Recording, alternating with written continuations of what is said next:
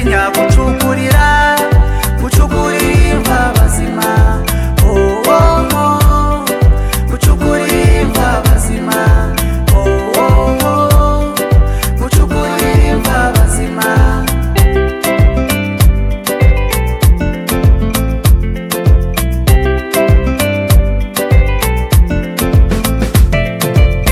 Yikanze imitego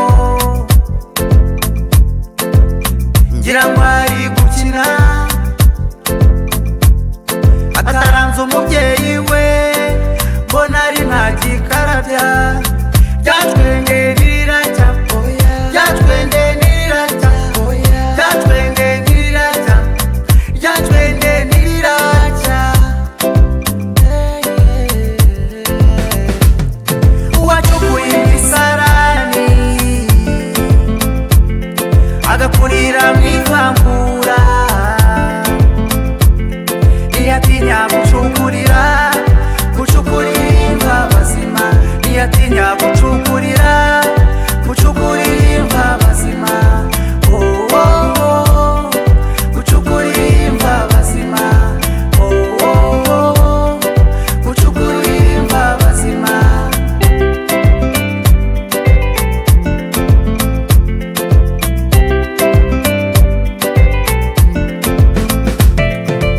Yibye umushinga w'inuma akungurira inuma, we nava mu buzima rubandiza byina haleluya.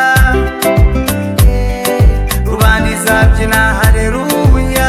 Ryatwenge niracya, ryatwenge niracya, ryatwenge niracya, ryatwenge niracya. Suhuje banyarwanda namwe banyarwandakazi, turabasuhuje banyamuryango b'urwego rw'abubatsi b'iteme rihuza abanyarwanda mu magambo ahinnye RBB. Turabasuhuje namwe inshuti z'u Rwanda, kimwe namwe mwese mwumva ururimi rw'ikinyarwanda. Kuri uyu mugoroba ndi muri studio za Radio TV RBB. Amazina yanjye ni Jean Bosco Ngarama ukunze kubagezaho ibiganiro.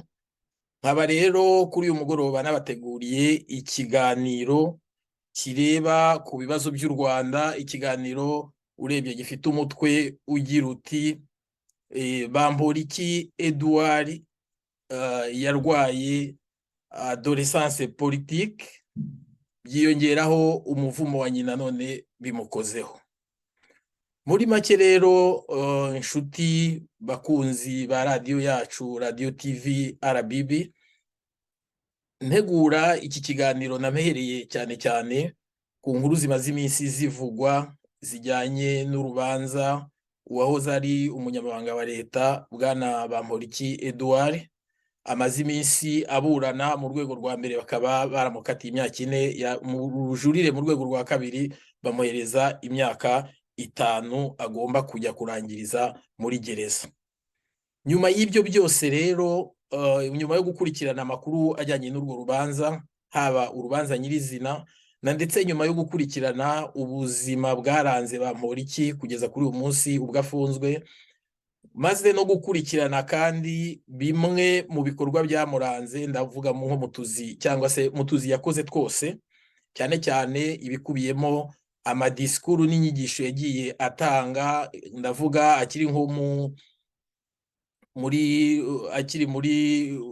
akiri intore nkuru, ndetse n'ibindi biganiro yagiye atanga ahereza, ndavuze mu itorero rikuru ry'igihugu, ndetse n'ibiganiro bitandukanye yagiye agaragaramo ahereza urubyiruko. Ibyo byose narabikusanije maze kubireba bintera gukora kino kiganiro. Iyo rero niyo mpamvu yatumye ikiganiro cyanjye ngihereza izina rigira ngo riti Bamporiki Edouard adolescence politique imukozeho n'umuvumo wa nyina. Muri make rero mu ntangiriro z'ikiganiro cyanjye, icyo nashatse kwerekana mu by'ukuri, nashatse kugaruka ku kintu gikomeye abanyarwanda bakunze kwibazaho benshi bavuga bati mbese Perezida Kagame mu guhitamo abayobozi mu Rwanda akurikiza iki? Mbese agendera ku bunararibonye, ibyo bita experience mu rurimi rw'igifaransa? Ese agendera ku bumenyi umuntu aba afite, ese agendera ku mashuri umuntu aba afite, ese agendera ku ishyaka rya politiki aba aturukamo, cyangwa tugendera ku wundi muryango uwo ari wo wose yaba aturukamo. Ibyo byose rero mu by'ukuri buri wese abyibazaho. Hari ubwo bujya gucya ukumva ngo umuntu runaka udasanzwe azwi muri politiki yazamuwe, yabonye umwanya ukomeye. Si no muri politiki gusa, no mu gisirikari ujya kumva umuntu wo mu nzego zo hasi yazamuwe, yabaye generali, imyaka mike cyane ishoboka umuntu akaba ageze ku ipeti rya generali, ukibaza uti ibyo bintu bigenda gute kugira ngo bamwe bazamuke muri ayo mapeti? Twari tumenyereye ko nko mu gihugu, ndavuga nko ku butegetsi bwa mbere y'umwaduko w'inkotanyi, hari imyaka igenwe kugira ngo umuntu aba yazamutse yagiye mu yindi ntera mu gisirikare, ariko buno bavuga ko ngo kubera umwanya n'inyungu baba bagufiteho bashobora kuba bagusimbutsa. Ibyo rero ari byo bya bindi nyine buri wese yibazaho impamvu. Ndabihuza n'ibya politiki, ariko uyu munsi wa none ndi kwivugira ku bijyanye n'imyanya isanzwe ya politiki, ntabwo ndi buvuge ku bya gisirikare. Ibya gisirikare tuzareba umwanya wo kubivugaho. Muri ibyo rero navugaga bigenderwaho cyane cyane mu gushyiraho abayobozi, abantu benshi bakunze kubinenga, nanjye ndi umwe muri abo ngabo babinengaga. Uyu munsi rero nazinduwe no kugira ngo nganire gusa ku bijyanye, nyine mpereye no ku mutwe w'ikiganiro, nganirize abanyarwanda ku bijyanye na Bamporiki, uko yazamutse nuko avuye ku butegetsi, ese byaba byaratewe n'izihe mpamvu. Nkuko nari maze kubivuga rero, imyanya yose mu gihugu, cyane ndavuga ya politiki, itangwa cyangwa se yagombye gutangwa hagendewe ku bunararibonye, ibyo bita experience mu rurimi rw'igifaransa. Ku myanya imwe nyine nkuko nari maze kubivuga, ku rugero none rwa Bamporiki, reka bari rwo mperaho ko nicyo kiganiro nateguye kuri uyu mugoroba. Ku rugero rwa Bamporiki, nashoboye gukora parikuru, nashoboye gushakisha mu mpapuro hirya no hino, sanga nka Bamporiki ku rugero rwe ni umuntu utarize amashuri y'igitangaza, nta nayo yize, reka tuvuge mu yandi magambo ko ntayo yize. Mu rurimi rwe plutôt mu ijambo ryiwe avuga cyangwa ahora asubiramo, avuga yuko yirukanwe yiga mu mwaka wa 3 muri segonderi. Mu mwaka wa 3 wirukanwe muri segonderi rero, ubwo ni ukuvuga ko kera wawusibiragamo, ubwo ni ukuvuga ko wirukanwe mu wa 3 uba ufite imyaka 2, ariyo bavuga ko wize, mbese watsinze, niyo babara. Ubwo bene uwo muntu kera bamwitaga ngo ni SD, kuko yize segonderi, afite segonderi y'imyaka 2. Uwo muntu rero avuga ko yageze muri Kigali amaze kwirukanwa mu mashuri, ndibuka neza ko yize iyo za Rangiro, ni mu bice bya za Nyamasheke. Ava mu ishuri, nubwo uko kuhavamo kwirukanwa ni impamvu nyinshi zo sindi buzige uko nibijyanye n'ubuzima bwite. Yavuye mu ishuri yerekeza i Kigali. Mu biganiro bitandukanye nagiye mbona yaragiye avuga ko yakoze Kiboyi, ageze mu mujyi wa Kigali, yavuye ku Kiboyi ajya gucukura imisarani, Karasira hoza biririmba mu kanya. Yavuye mu gucukura imisarani ajya gukina teatre mu mwaka wa 2003. Ibyo byose ko ari bitatu ntabwo yabikoze igihe kirekire, muri mu myaka mike cyane. Ajya gukina teatre mu mwaka wa 2003. 2006 niho hahandi yagaragaye asaba imbabazi ngo mu izina ry'abahutu yuko ngo agira ipfunwe ryo kwitwa umuhutu, ngo kandi abahutu barakoze genocide, niko abivuga, niko yabivuze. Ikindi aho ni 2006 twagiye kuva ngo Bamporiki yabaye umudepite mu nteko ishinga amategeko y'u Rwanda, avuye nyine muri ubwo buboyi, avuye no mu misarani na teatre, abaye umudepite mu nteko ishinga amategeko y'u Rwanda. Nyuma y'igihe gito yaje kujya gushingwa nabwo guhagararira umuyobozi w'itorero ry'igihugu. Itorero ry'igihugu sindi bubitindeho, ni rwa rwego rwashyizweho na FPR. Ahanini icyo bakora nyine ni uguforomata abanyarwanda, ni ukuboza mu bwonko, niko bakunze kubyita. Muri iryo torero ry'igihugu yahavuye muri 2019, aribwo twagiye twumva ngo Bamporiki yabaye umunyamabanga mukuru wa leta muri Minisiteri y'Umuco na Siporo. Nyuma rero yuko kuzamuka mu ntera nkuko nari maze kubivuga, ndetse duhereye nuko n'abandi bayobozi bakuru b'igihugu inzira baba banyuzemo kugira ngo bagere cyane cyane ku myanya y'ubutegetsi. Ndavuga nko ku mwanya wo ku rwego rwa minisitiri, kuko ni umwanya ukomeye. Minisitiri ntabwo ari umuntu uwo ari we wese. Minisitiri uburyo atoranwa ni umuntu ufite ubunararibonye, ni umuntu ufite ubuhanga, ni umuntu wize, ntabwo ari umuntu uwo ari we wese wo gufatwa ngo ajye kwicazwa mu mwanya wa minisitiri.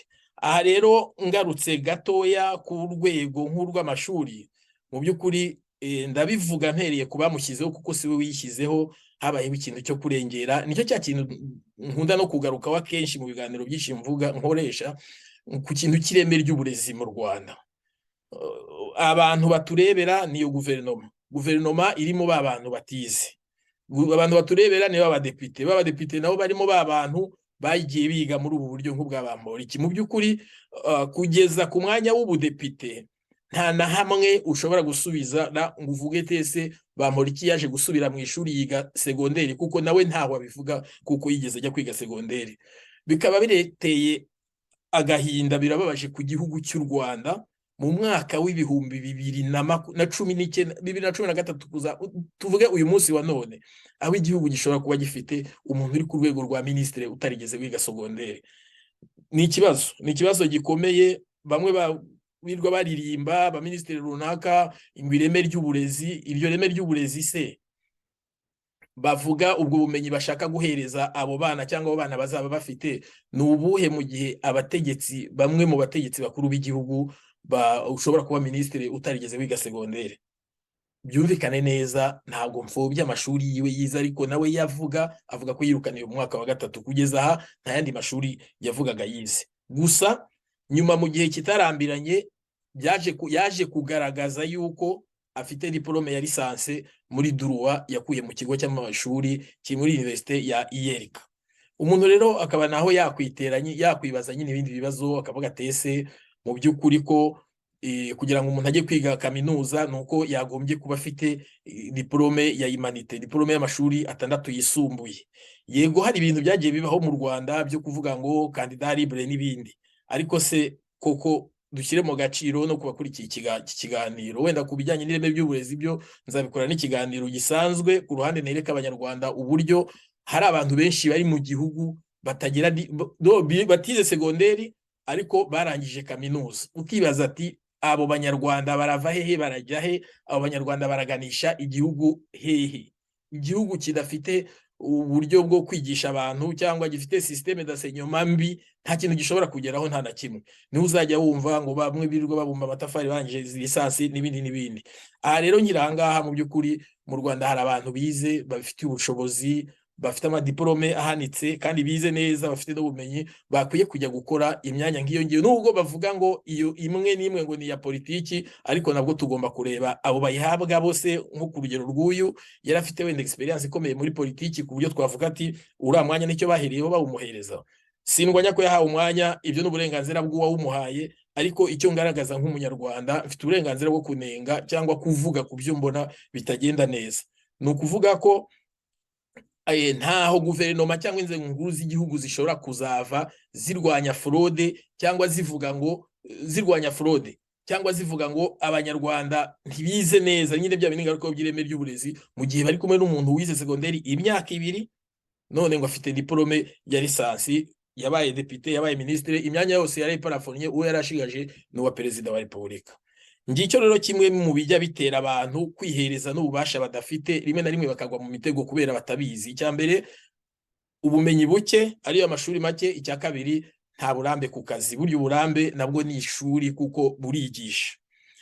Icya kabiri nuko navugagaho nuko mu by'ukuri inyuma yo gucikiriza ayo mashuri, nabivuze kare, ububoyi, gucukura imisarani, teatre, ntabwo ari ikintu twavuga ko ari experience ku buryo ibyo wabivaho na teatre ugahita usimbuka ngo ubaye umudepite, ubaye igihe mu itorero ry'igihugu, ubaye minisitiri. Ibyo rwose mu buryo bw'ubwubahane, mu buryo bw'ikinyabupfura, ntaho ibingibi byazageza u Rwanda. Mu by'ukuri ntaho byazageza u Rwanda. U Rwanda turimo, ikinyejana turimo, umwaka w'ibihumbi 2022-2023, isi iyobowe n'abanyabwenge.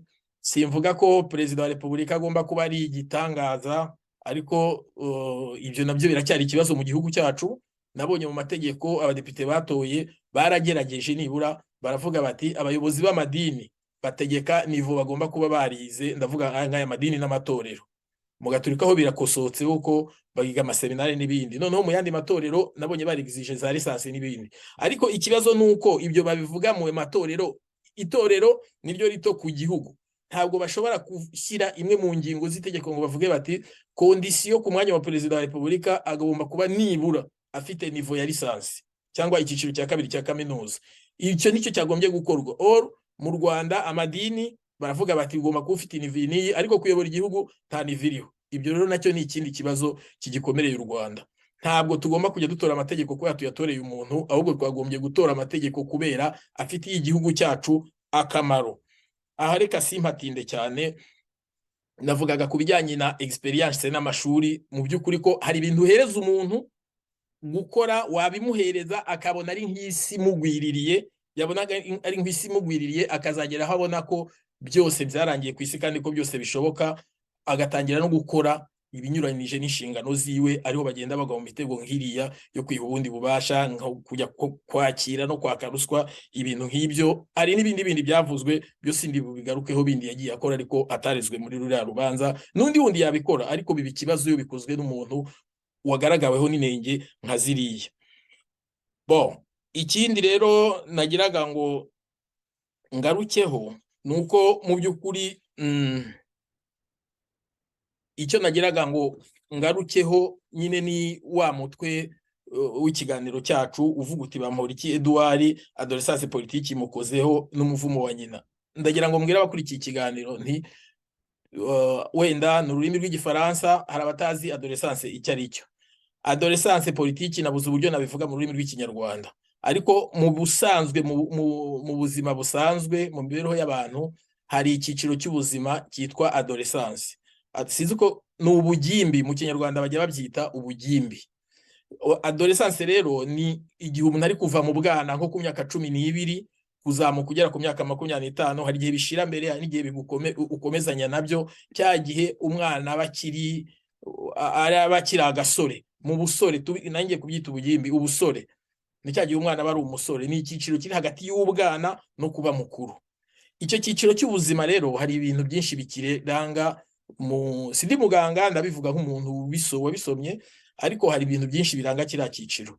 Ni igihe umwana akura byihuse, ubona uzamuka yegera hejuru, ubona abyibuha, hari imyanya bitari ku mubiri iza mishyashya, hari ijwi uba wumva nk'umuhungu, ijwi wumva yatangiye kuvuga ijwi rinini, umukobwa ubona yatangiye kumera amabere, n'ibindi bihinduka ku mubiri w'umuntu muri iyo myaka.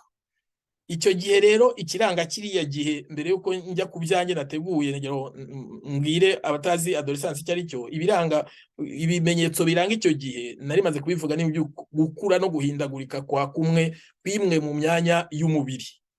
Umuntu aba ari kujya ku myaka y'ubukure. Ikindi mu bijyanye n'imitekerereze muri iriya myaka bajya baca umugani mu kinyarwanda ngo ukize ubusore arabubagira. Hari ahantu n'ahantu hakomeye hadasaba ubushishozi. Ahenshi niho usanga abana b'abakobwa batwaye amada, niho usanga abana b'abahungu bishoye mu biyobyabwenge, niho usanga abantu bayobye bagiye mu bidafite umumaro, niho usanga abantu bishingira baracyari batoya, ibintu nk'ibyo. Aha rero iki gice cy'ubuzima ikindi kikiranga ni ukwirarira, kumva ko uri hagati y'ibintu byose ku isi, kumva ko washobora byose, cyane ko baba bafite n'ingufu, kandi ukumva ko iyo utambuka buri wese aba ari wowe abareba, ko aba yiyumvamo nk'uri hagati y'isi, ko buri wese ari we areba, buri wese ari we akeneye. Aha rero njya gutegura umutwe w'ikiganiro cyanjye nabyiteranije adolescence politique. Rero nashatse kuvuga ku bijyanye n'ubuzima bw'igihugu, nayishatse kuyivuga mpereye ku bikorwa nabonye byagiye bikorwa n'uyu nguyu Minisitiri Bamporiki. Icya mbere mu byo nyine ni umuntu wari uvuye mu buzima budasobanutse, atarangije amashuri, anyura mu buzima bugoye butanyuzemo abantu bose, nk'uwo gucukura imisarani bw'ikiboyi, abageze kuri filime arazamutse abaye umudepite. Ni abantu bake bajye bazamuka kuri iyo myanya bameze gutyo, cyetse kera nta bantu bariho bizi. muri kino gihe tugezemoho, niyo waba warize, niyo waba ufite experience imeze gute, nta bantu bakunze kuzamuka nk'uku nguku we yazamutse. Noneho rero ibi muri bya bindi navuze ko akunda umwana bayibona ari igitangaza aho ari uri hagati ari do isi ari wireba ibintu nk'ibyo, nashatse kubisanisha nabyo no muri politiki Bamporiki yari yinjiyemo. Nza gusanga hari ikintu cya mbere cyabibanjirije. Bamporiki mu mwaka wa 2006 ubwo yakinaga filimi, yaje ngo kujya mu birori cyangwa mu muhango ujyanye n'ibintu byo ibingibi by'intore, aza kuvuga ko asabye imbabazi mu izina ry'abahutu bose, ngo kuko ngo agira ipfunwe yo kwitwa umuhutu, agerekaho byinshi ngo yagendaga afunze amazuru n'ibindi, ariko wenda n'uburenganzira bwe, ashobora kuba yarabibonaga bitewe n'uko yarezwe, ashobora kuba yararerewe mu muryango cyangwa se mu gace cyangwa se yarabanye n'abantu bavangura amoko, ariko ubundi mu by'ukuri kwitwa umuhutu, kwitwa umututsi, kwitwa umutwa, numva ntawe byagombye gutera ipfunwe. Kwitwa umuzungu, kwitwa umwirabura, tuba mu bihugu by'abazungu, ntabwo ndigera ngira ipfunwe ry'uko ndi umwirabura, ahubwo ngiye nishimira icyo ndi cyo, kandi nkaba nzi ko nshobora kudefanda n'ibara ry'umubiri wanjye, uretse uko mu bihugu tubamo bakunda amategeko abihana cyane ku bantu bavangura amoko cyane bashingiye nko ku ruhu rw'umubiri. Ibi rero numva mu by'ukuri gusaba imbabazi wenda niko yabyumvaga, ariko numva ku bandi basanzwe cyangwa agiye kuri nge ku giti cyanjye, numva ubwoko ntacyo butwaye, kandi ko icyaha ari gatozi. Kuba hari abantu bisha abantu, abahutu bisha abatutsi, kuba hari abatutsi bisha abahutu, ibyo ngibyo icyaha ni gatozi. Umwicanyi wese, umwicanyi w'umuhutu, umwicanyi w'umututsi, isano bagira na bose nuko ari abicanyi. Icyo rero amaze kugikora byatumye ahabwa amashyi menshi, akajya atwarwa no mu biganiro kujya gusobanura no gusaba imbabazi, nyine gukomeza ashimangira ko abahutu bakoze ishyano mu Rwanda, abigitangaza. Aho ngaho niho yatangiye no kuvugwa ngo ni umwanditsi, ngo ni umwanditsi w'ibitabo, ni umwaritiste, ni umuhanzi, ni umukinnyi wa filime n'ibindi byinshi, ni umuntu uzi Ikinyarwanda. Ibyo barabimuvuze, baramutaka hirya no hino aho yajyaga mu mahugurwa, narabibona agasobanurira abana uburyo ngo yatetse isafuriya aganira nayo, uburyo yacukuye imisarane ntibamuhemba byinshi. Ariko mu by'ukuri ngarutse ku bijyanye no kuvuga ngo abanditsi b'ibitabo, mu by'ukuri hari ikintu nabwo abanyarwanda tugomba kujya dusobanukirwa.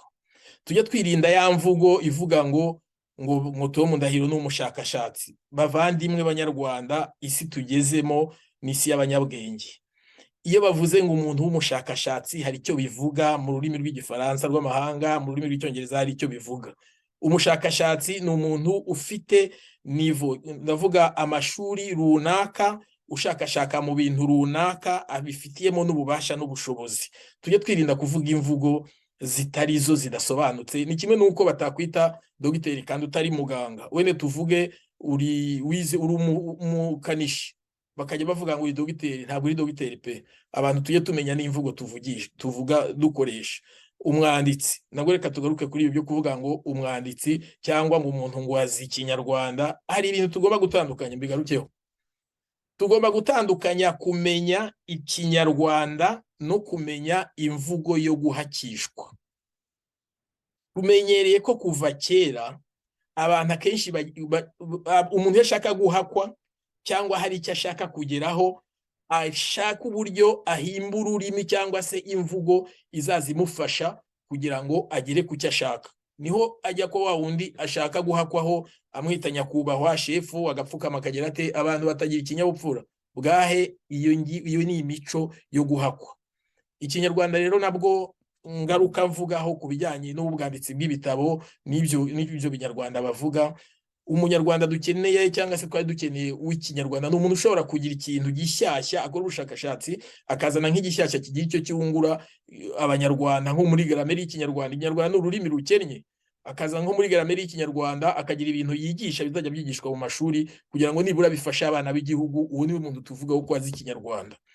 Urugero, mu gihe kitari kera cyane, hari mu myaka ya za 88 9 kuzamura, muri 90 kuzamura, hari nka bamwe mu bashakashatsi bo muri University y'u Rwanda bigaga indimi bari bashoboye gukora ubushakashatsi ku bijyanye n'amategeko y'igenamajwi, ugasanga mu by'ukuri ari ibintu basobanura, bandika ibitabo ku buryo byemejwe n'urwego rwa Minisiteri y'Uburezi bikajya bijya kwigishwa mu mashuri. Ngabo abantu bazi Ikinyarwanda u Rwanda rukeneye, kuko n'ubu ngubu uretse ko batakibyigisha kubera kubura abarimu byari binakomeye nk'ibyo urugero ntanze, ariko mu by'ukuri uwo niwo munyarwanda uzi Ikinyarwanda, cyangwa se niwe muhanga uzi Ikinyarwanda dukeneye, yuko yatanze umusanzu mu bijyanye no guhugura abana b'u Rwanda.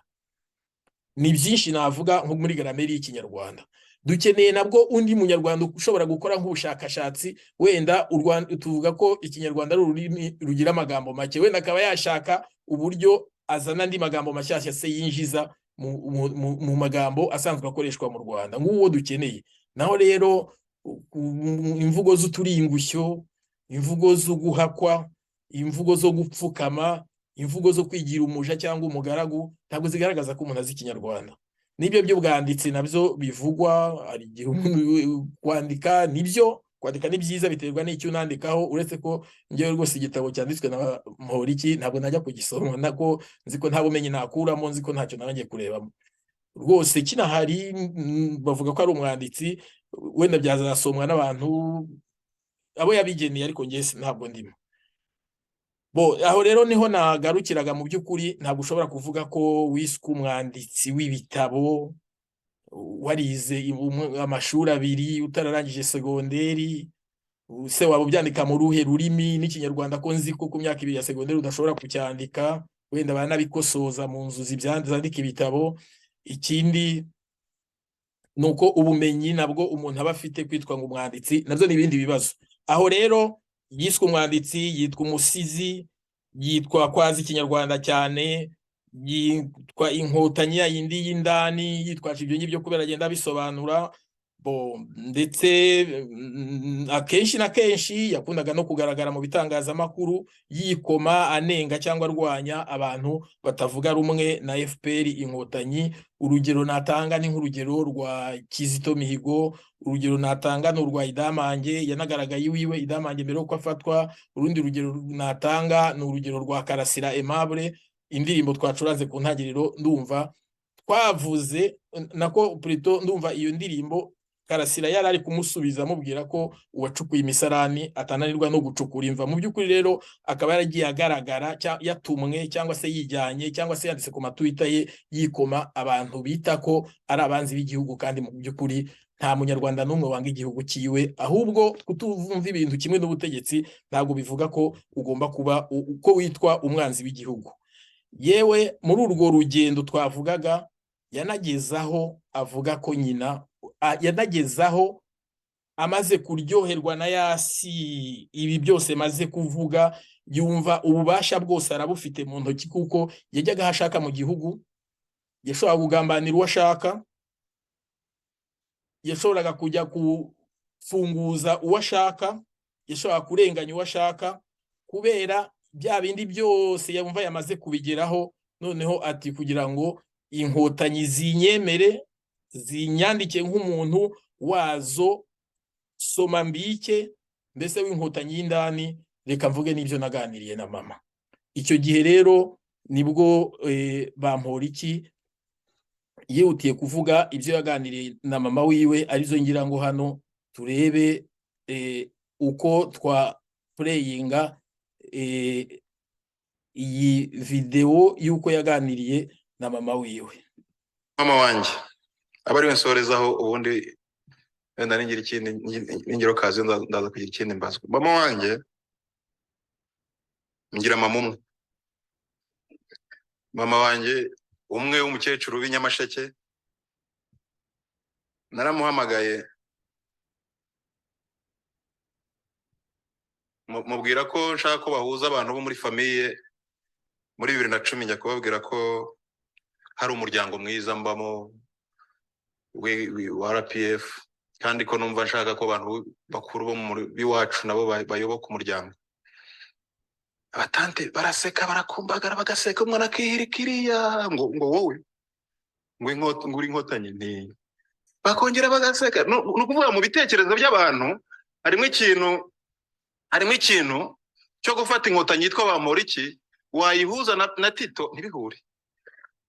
Iyi nkotanyi itareshya n'izindi, iyi nkotanyi itaraturutse aho abandi baturutse, iyi nkotanyi ntabwo abo bantu b'iwacu bize, ariko ndimo ndashaka kubereka ibintu turi kudiringa nabyo. Niba dushaka ko bigera aho bigera, nta nubwo dukwiye guhera iwabo baturanyi, tugomba guhera iwacu. Aho ni muri 2010 baranseka bangira urw'amenyo, batumva rero tukubwire nta nkotanyi tukubonyemo, uzagende wihahira ahahuranke uzagwize. So abantu bagize dushatse kuvugisha ukuri ngo ikibazo cyari tukimenye, kuko abantu benshi turabiganira. Aha, Bamporiki mbaye umudepite, ngize umugisha, ngiye iwacu ndababwira, barishima, nza kuzagera igihe njya mu butumwa bw'akazi. Isaha igeze nibuka ko ntabwiye mama. Ubundi urumva umukecuru wo mu cyaro nyine abagushaka buri gihe. Umugore wanjye yari ari kunkorera igikapu, njyewe narisigaga turi mu cyumba, ndashaka kubibabwira uko byari bimeze. Noneho telefone ndayihamagara, nyishyira muri haut-parleur, irasona. Noneho mama wanjye yitabye, ni mama biti, ati ni byiza, afite telefone. Iyo telefone nayiguze mu mushahara nahembwe n'inkotanyi, ariko arwana nabyo akavuga ati urumva azazana telefone ariko ntiwabayo. Ibyo nibyo turwana nabyo. So noneho aritaba, ni mama, ni rero ntabwo mpari, ngiye kujya mu gihugu cya kure cyitwa Vietnam, nzamarayo icyumweru, nugira ikibazo uzavugisha umukazana wawe, njye sinzaba mpari. Noneho ahita hinijwe, yewe nese uri ndi mu rugo. Akagenda rine, uri wenyine? Noneho avuze ati uri wenyine, ni mama wanjye ngo, ni mama wanjye yazi kuvugira kuri telefone nubwo atazi kwandika, ubwo ashaka abantu bakamumenyera nimero y'umuhungu. Aha, noneho ariko mu by'ukuri ambaza ngo uri wenyine, yambajije ko ndi mu rugo, natangiye narwanye urugamba rw'igihe gito rw'uko nashatse n'uko navutse. Yes. Noneho mama mubwiye nti ndi njyenyine, ahita ambwira wumva ngo hanyuma rero ngo kubona zigenda zirushaho kugenda zigushyira imbere ngo niko zizakurangiza.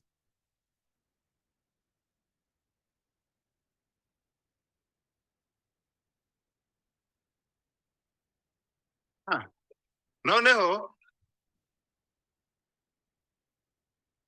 arakoze cyane umutekinisiye udushyiriyeho ririya jambo. Mu by'ukuri rero nk'uko tumaze kubyumva, nari ngeze hahandi navugaga ko Bamporiki yamaze kubona ageze ku rwego rukomeye, noneho aravuga ati reka ntange mama mvuge ibyo twaganiriye.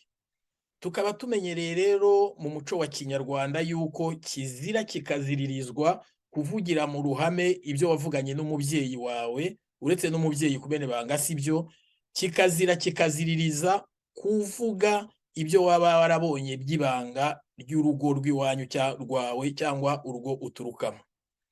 Ibi rero mu by'ukuri kuba iyi nkuru cyangwa se iyi video igisohoka, abantu benshi babonye amagambo yatangajwe na Bamporiki, abenshi bifashe ku munwa, ahubwo nahise nibaza ntese umubyeyi wiwe yifashe gute. Ubundi twari tumenyereye ko muri kara gace ka Nyamasheke havukaga abagabo b'inkwakuzi, abagabo basobanutse, abagabo bafite imitekerereze myiza cyane. Navuga nk'umusaza wa kera uvuka ari uretse ko ni benshi sinavuga ngo mbarangize, nk'umusaza wa kera wari ministre muri Repubulika ya mbere bitwaga ba 60. Abo ni ahantu rero, hari ahantu Nyamasheke hazwi ko havuka abantu benshi b'abanyabwenge. Yewe no muri kino gihe ntagiye kure, tujya tubona akana kitwa Fabrice, mujya mubona gatambuka ku mbuga nkoranyambaga, akana gafite ubwenge budasanzwe.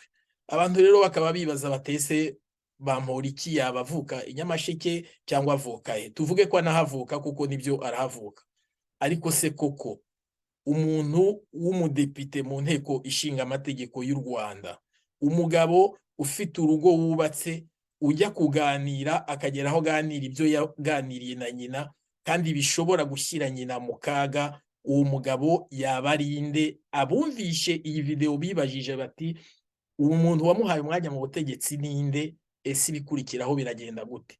Ari hashize igihe rero nubundi nyine byaratunguye bimwe navugaga abantu atangaje ko ngo aterwa ipfunwe no kuba umuhutu kandi ko ngo asabye imbabazi mu izina ry'abahutu. Abantu baravuga ati ni amaco y'inda, ntacyo mumureke. Ni benshi bajya basabisha ururimi kugira ngo bagere ku cyo bashaka. Uyu munsi rero avuze ibyanyi nabyo byabaye agahomeramunwa, niko bajya babivuga. Abarundi bo baravuga ngo ni agahomeramunwa. Ibi rero mu by'ukuri ni bimwe muri bya bindi byatumye ntegura iki kiganiro, nderekana ibyo yagiye akora kugira ngo mu by'ukuri nitugera hasi nze gutira umwanzuro mbereka mvuga icyanteye gutegura iyi nkuru. Nyuma rero nyuma y'ibi gutangaza ibi ngibi by'umubyeyi wiwe, mu by'ukuri yagiye agaragara nabwo henshi kandi hatandukanye. Navuze nk'ejo bundi bagiye gufata idamange yagaragaye iwe, yagiye ngo kumugira inama n'ibindi bitatangajwe, byatangajwe n'ibitaratangajwe. Uyu mugabo akaba yaranakunzwe kuvugwaho cyane, ndavuga avugwaho n'abanenga ibikorerwa mu itorero ry'igihugu. Akaba yarakunze no kugarukwaho cyane ku bantu bagambana kandi bicisha bamwe mu banyarwanda. Igitangaje rero ahubwo ni uko abenshi bavugaga bati uriya mugabo arifashishwa mu kugira ngo ahonyore cyangwa se arifashishwa mu kugira ngo ajye kurenganya abantu, ariko byakunze kuvugwa cyane cyane aho yagaragaye arenganya abantu bo mu bwoko bw'abatutsi ndetse bacitse ku icumu. Ikibazo rero abantu banibazaga bakavuga batese uriya muntu wavuze yuko yari yarasabitswe n'amoko ari nayo mpamvu yagiye gusaba imbabazi, ni gute n'ubundi ahaguruka akajya kwikoma abantu bacitse ku icumu? Ibyo rero nabyo igisubizo wenda turakibonera ahangaha. Ibi rero nyuma yo gutangaza ibi n'andi mateka menshi ndasubiyemo, twaje kubona n'ubundi Bamporiki noneho bisa naho bikomeye mu nama yabaye ya FPR Inkotanyi, ndumva yari yabereye i Rusororo nimba nibuka neza. Tuza kubona Bamporiki, video yose nyifite hafi ngo nyiplaying, tuza kubona Bamporiki avuga ati rwose akazi nyakubahwa perezidati kujya mu kazi biragoye. Akazi ni gute umuntu yajya mu kazi asimbutse imitego 6? Aho rero byumvikane neza yuko bashobora kuba bari bamaze kumureba imbere n'inyuma, wenda akazi bari bamuhaye kari karangiye niko nkeka. Noneho batangira rero kumutega ya mitego, atingera mu kazi ntarutse imitego 6. Abakurikiranira amakuru ya FPR hafi bavuze icyo gihe yuko bitanashimishije Kagame, yuko yabivugiye mu nama, abivugira mu nama kandi mu nama za FPR ibyo bakora ari ukujya gushima FPR no gushima cyane cyane Perezida Kagame ko yayoboye u Rwanda neza kandi ko ari ugejeje u Rwanda ariho rugeze, ko ari inkingi y'umutekano. Mbese muri make kujya mu nama ya FPR no kujya kogeza Kagame abantu bagataha. We rero yabirenzeho azana ibinyuranye n'ibigomba gukorwa. Uwo munsi rero twamenye amakuru yuko Kagame yatashye amwijunditse birengeje urugero, noneho icyari ya mitego rero bayikuba inshuro, navuga ko bayikubye nk'inshuro 100. Ibi rero byari imitego byaje gusozwa nuko twumvishe mu mwaka wa 2022 ngo Bamporiki yahagaritswe ku mwanya wo kuba umunyamabanga mukuru wa leta kubera akurikiranyweho kwakira no gusaba indonke, aribyo bita ruswa mu rurimi rw'igifaransa.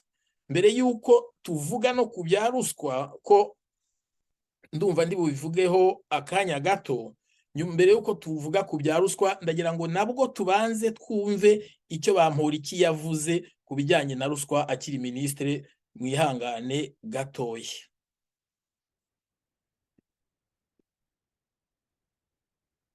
Mwihangane gato. Iyo tudafata ruswa nk'urundi rugamba turwanya mu buryo runaka dushobora kuzatsindwa, ariko tugomeze kuzirikana ko abanyarwanda badatsindwa kandi n'imishinga yapfuye ariyo bene banze gupfira. Duhagarare tweme tube ba rugero.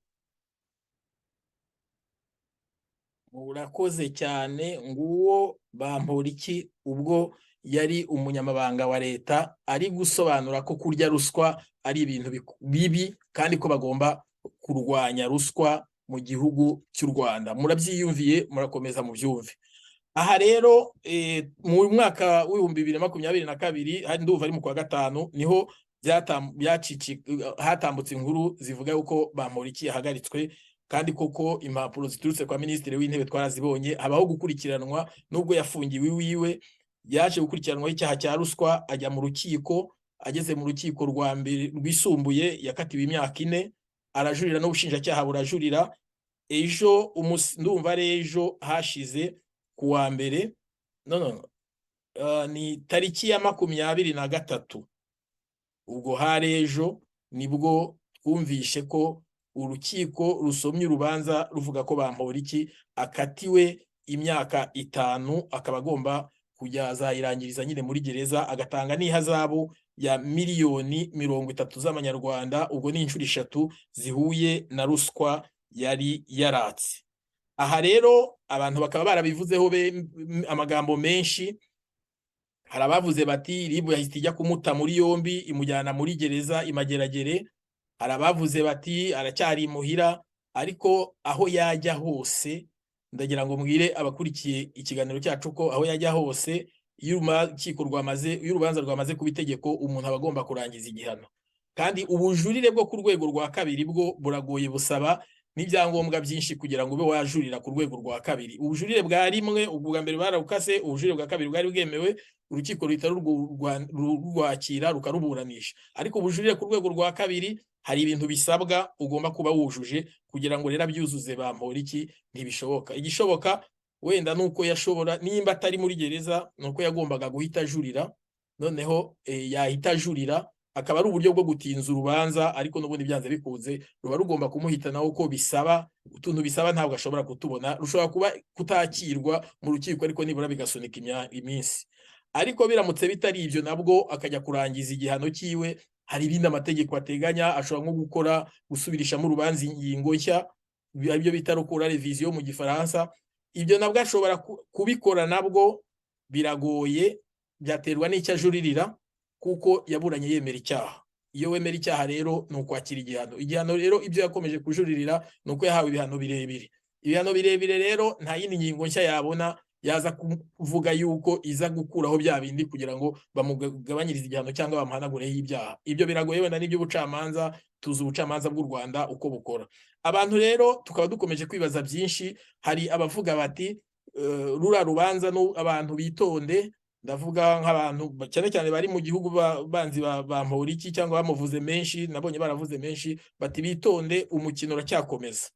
Icya mbere babanza kuvuga, baravuga bati nibyo twashoboye gutohoza. Icya mbere baravuga bati ni ikinamico. Bamporiki yasabye imbabazi, noneho asabye imbabazi Perezida Kagame arazimuha mu ibanga, ariko aramubwira ati ugomba kubanza kuburana, kuko sinshobora kubuza urukiko gukora ibyo rugomba gukora wamaze kwemera ko wakoze icyaha, kandi ukabyandika mu mbuga nkoranyambaga bikamenywa na wese. Icyo ni icya mbere. Ugomba kuburana, noneho bakagushyira muri gereza, urubanza rwamara kwitegeka ukajya muri gereza, waba uri muri gereza ukandika usaba imbabazi, noneho nkakurekura. Mutangazwe nuko Bamporiki afunzwe none nyuma y'amezi 6 mushobora kubona yatashye, kuko nagera muri gereza azahita yandikira Perezida wa Repubulika amusaba imbabazi, amubwira yuko yamye asaba imbabazi kuva umunsi ibyo bimubaho, kandi yari umuntu mwiza, ko yayoboye itorero ry'igihugu, yakoze ibintu byinshi, uretse ko atazashyiramo ko yasimbutse imitego myinshi wanyuma ukamuhitana. Icyo gihe bazamuhereza uburenganzira. Kagame azamwandikira ababwira ati Bamporiki natahe, muhaye imbabazi kimwe nuko nzihereza abandi. Ibyo biri mu bubasha bwe. Ibyo bishobora gukorwa, kandi nicyo kintu gitegereje ko Bamporiki nta mwaka azamaramo. Ikindi cya kabiri, impamvu bazamurekura mbona ku giti cyanjye iyo ndebye, impamvu nuko Bamporiki amafaranga yagaragaje miliyari, nari nibagiwe no kuyavugaho. Muri bya bindi twavugaga bikomeye cyane, nari nabitarutse, bya bindi bikomeye ya adolescence imwe navuze, bwa busore babagira inka ubukize. Muri bwa busore bwiwe bwo muri politiki, yageze aho aryoherwa n'ibintu ku isi, ajya no kwerekana amafaranga, ajya kubyina ati nkoze umunsi mukuru, dore mfite miliyari kuri konti. Ubundi nuko kera bajyaga bavuga ngo amafaranga ari ntavuga. Ikindi, niwe muntu wa mbere mu Rwanda wari ubikoze ibyo ngibyo, kwigamba miliyari. Abanyarwanda rero nyuma yo kubyigamba nabo, ndeke n'abanyarwanda bose mvuge twese, twebwe muri rusange, ndavuga ati umuntu uwo ari we wese utekereza yavuga ati ese umuntu wavuze ko yirukana umushimo wa kabiri agacukura umusarani akajya gukora ikigoyi akavamo, uyu munsi wa none imiyo miliyari ayikuye hehe mu gihe hari abantu batangiye akazi imbere yiwe binjiza amafaranga kumurusha kandi bafite avantage nyinshi, ayo mafaranga ko batayagira. Bashobora no kuba bayafite ariko bakayabika bakicecekera bakavuga batese byagenze gute. Kera bajyaga bavuga ngo hari ubwo najyaga njya nganira n'abantu b'abagabo b'inshuti zanjye biwacu turi kuganira, wenda nacikwa navuga akantu bakavuga ngo yewe ngo abahutu ntimugira ibanga.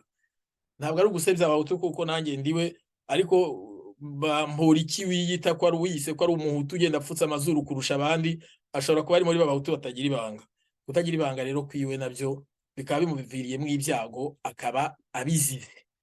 Aha rero tukiri kuri rwa rubanza kumwe narindi kuvuga ko Bamporiki azarekurwa, amakuru yizewe mfite avuga yuko nyuma yo gusoza urubanza no kuzerekera no kwerekezwa muri gereza, Bamporiki yuko amafaranga amwe yamaze kuva kuri konte yagiye akaba yaragiye mu mufuko wa Son Excellence abyitiriye yuko yinjijwe muri FPR Inkotanyi.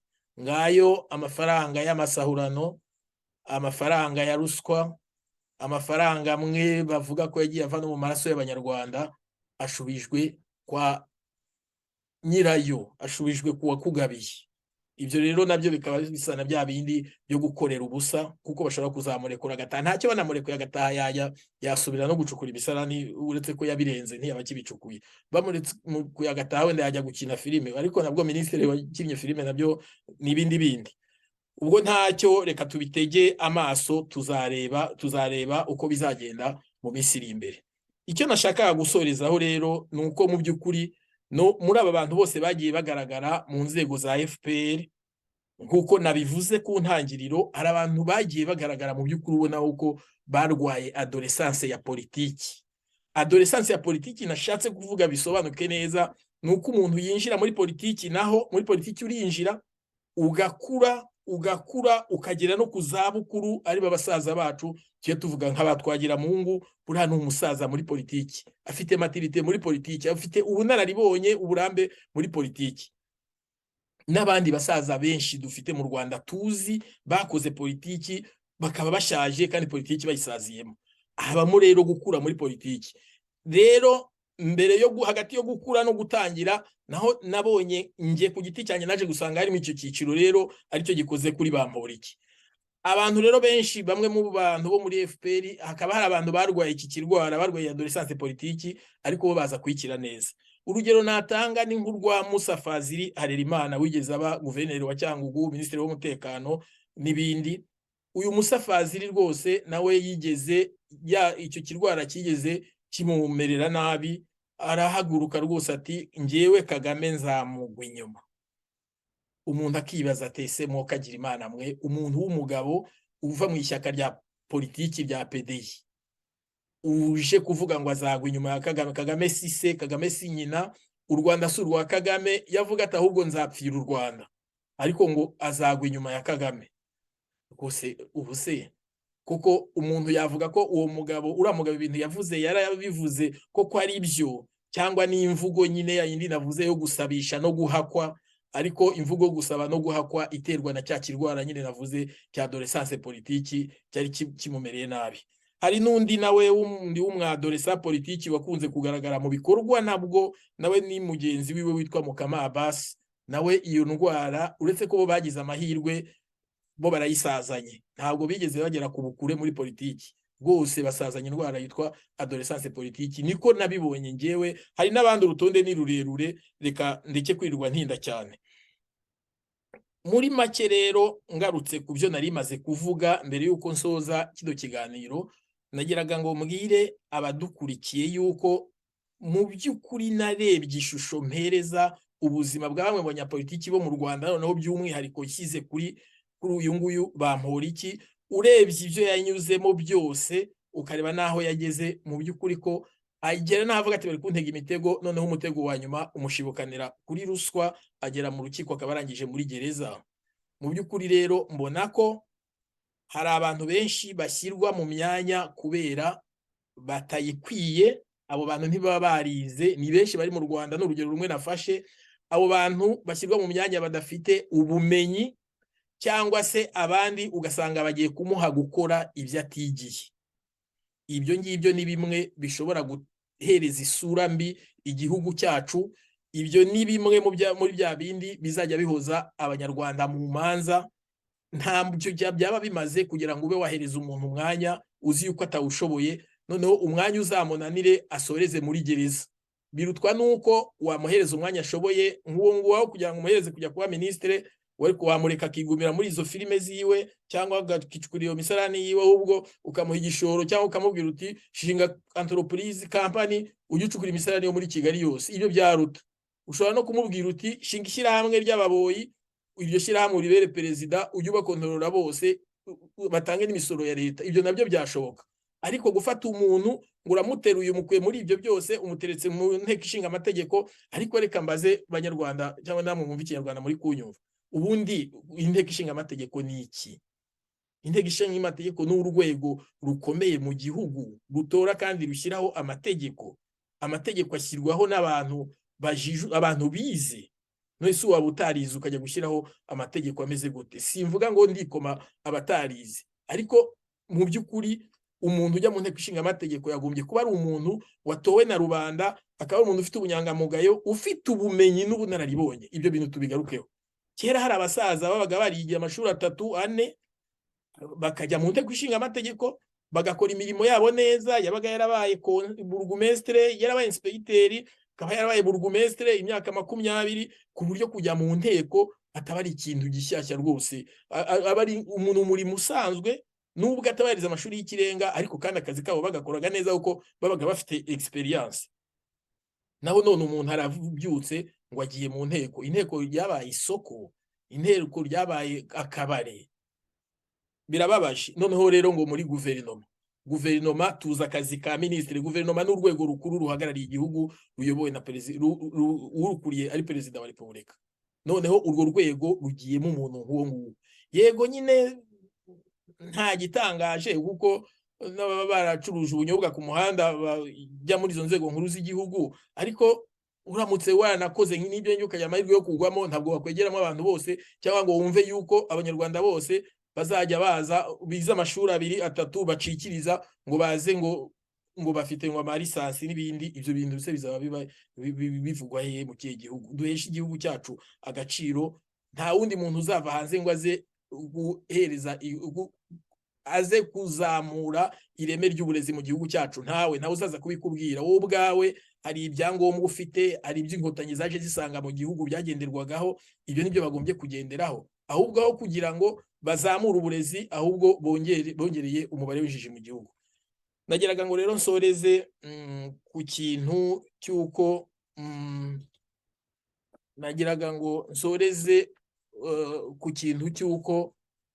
mu by'ukuri ni message mpereza abategetsi b'u Rwanda. Nzi ko bumva ibiganiro byacu. Nyabone nimuhaguruke, murebere igihugu, mureke kureba inyungu zanyu.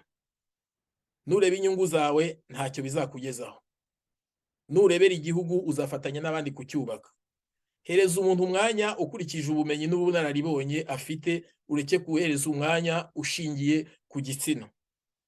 Ibyo ndabivuga ko buri munsi mwirwa muririmba ngo abagore benshi mu nteko. Abagore benshi, ni byiza ko abagore baboneka mu myanya y'ubutegetsi, ariko ntabwo abagore bagomba kuba urwitwazo rwo kugira ngo musenye igihugu.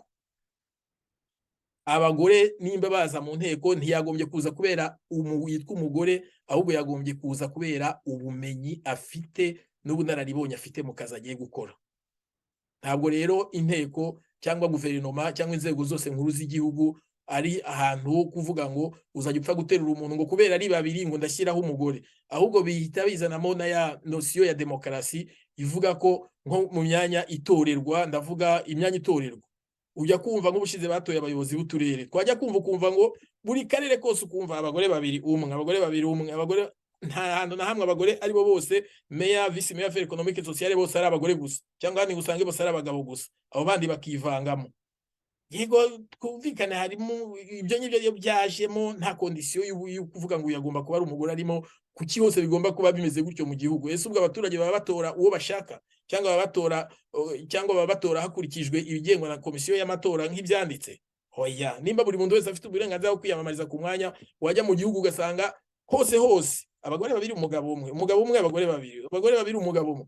Ese kuki batari abagabo batatu cyangwa ngo habe abagore batatu? Ubwo buryo bw'amatora turabwanze, FPR turabwanze, bwa bundi bwatora aha turabwanze.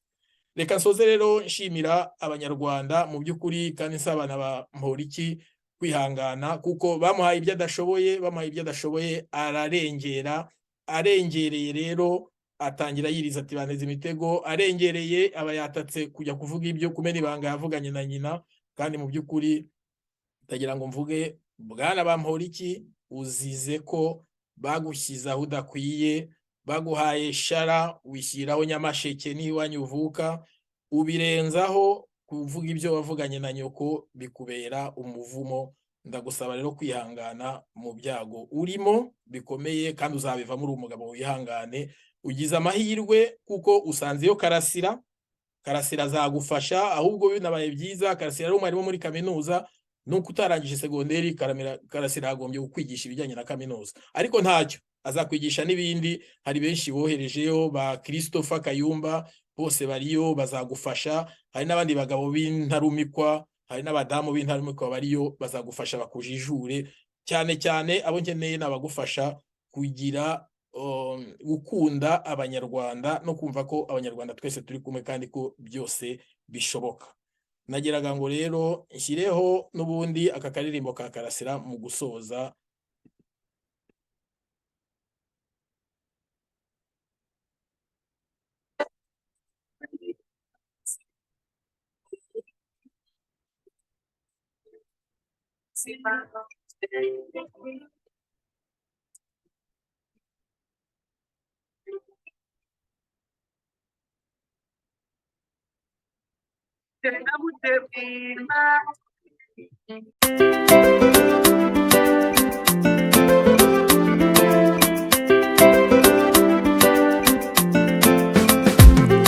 Wacukuye imisarane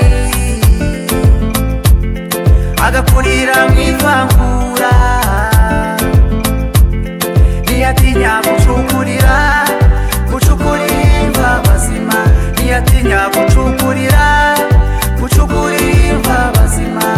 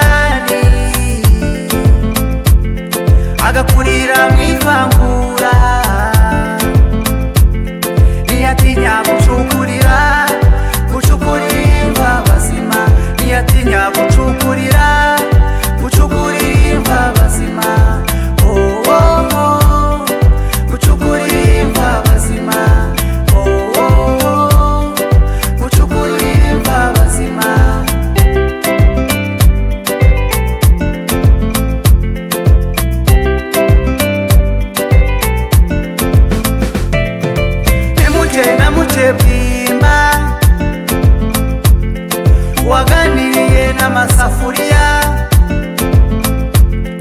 ntiyakwigisha umuco rubanda, oya ntiyakwigisha umuco rubanda. Byatwenge nirata, byatwenge nirata, byatwenge nirata, byatwenge nirata. Uwacukuye imisarani agakurira mu ivangura, ntiyatinya gucukurira